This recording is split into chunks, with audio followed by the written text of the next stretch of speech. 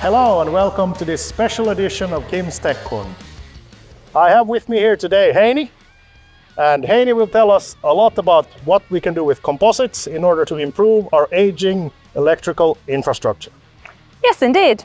Let's go and see. Okay, so Heini, what is this great composite solution that we are looking at here? Well, before explaining the solution, I will go through the terminology.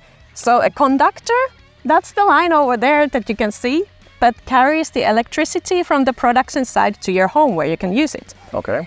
And then in a conductor, there are two components. There is the electricity carrying component, which is typically aluminum, as you can see from the sample here. And then there is the core, which bears the load of the line.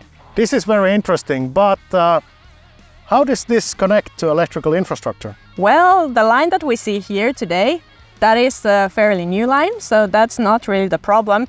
But the overall global electrical infrastructure is really old. This means decades old. And the typical life cycle of an electrical grid is something like 40 to 50 years, so we are closing in on that. It is time to get new lines, either to build up completely new lines or then just reconductor by changing the conductor part. What do you mean by reconductoring? Well, reconductoring means basically that you are changing only the conductor component of the electrical grid.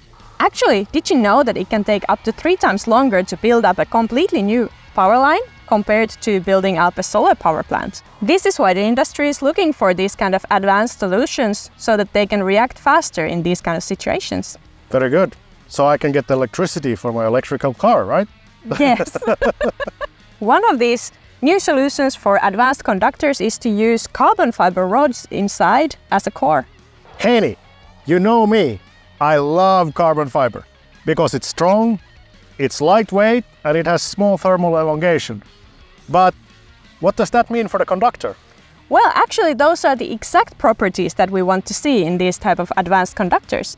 High tensile strength makes it possible to tighten up the conductor between the towers so that it sags less. And because of the lightweight, it is possible to put more aluminum on top of the core so that then the whole conductor carries more electricity and we can get the capacity higher.